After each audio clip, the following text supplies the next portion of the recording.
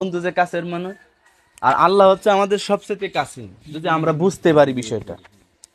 কারণ এই যে আমি আপনি দুনিয়াতে আসছি, আচ্ছা কাকা, আপনি কি আল্লাহর কাছে বলছিলেন যে আল্লাহ তুমি আমাকে দুনিয়াতে পাঠাও? না বলছিলেন? না না, বলেন নাই। তা আল্লাহ আপনারে আল্লাহর ইচ্ছাই তো পাঠাইছে। আল্লাহ ইচ্ছা করেছে। আল্লাহ এটা পাঠাইছে, তাহলে আল্লাহর হুকুম পালন করা আমাদের প্রত্যেকের দরকার না? হ্যাঁ, কর্তব্য। কর্তব্য। শুধু কি কর্তব্য নাকি ফরজ? ফরজ। ফরজ করতেই হবে, ইচ্ছেই হোক আর অনিচ্ছেই হোক পড়তেই হবে। আচ্ছা, আপনি একটা জিনিস তৈরি করছেন, সেই জিনিসটা আপনি বললেন যে তোমার এই কাজের জন্য তৈরি করছি, এই কাজ করতে হবে, ওই জিনিস দুই কাজ না করে অন্য কাজ করে, আপনি ওই জিনিস রাখবেন।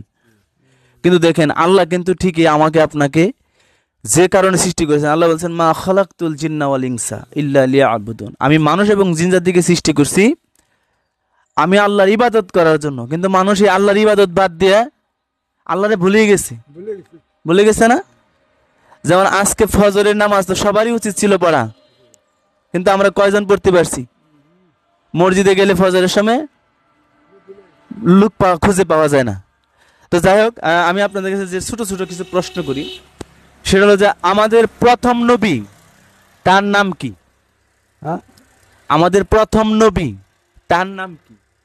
হযরত মুহাম্মদ সাল্লাল্লাহু আলাইহি সাল্লাম। আমাদের প্রথম নবীর নাম হযরত মুহাম্মদ সাল্লাল্লাহু আলাইহি সাল্লাম না, একটু মনে হয় মিস্টেক হলো। আমাদের প্রথম নবীর নাম হচ্ছে হযরত আদম আলাইহিস সালাম। আর আমাদের শেষ নবীর নাম কি? শেষ নবী এক নবীর নাম মানে সর্বশেষ নবী।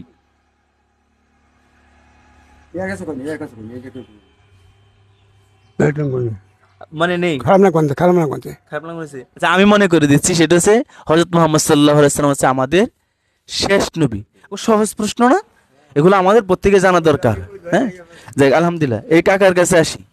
আমাদের একজন নবী আল্লাহর সাথে সরাসরি কথা বলছেন, সেই নবীর নামটা কি আমরা জানি? মুসা আলাইহিস সালাম।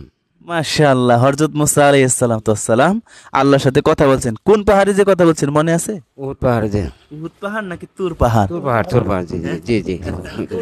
মাশাআল্লাহ, খুব ভালো। কাকা ছেলে মেয়ে কয়জন?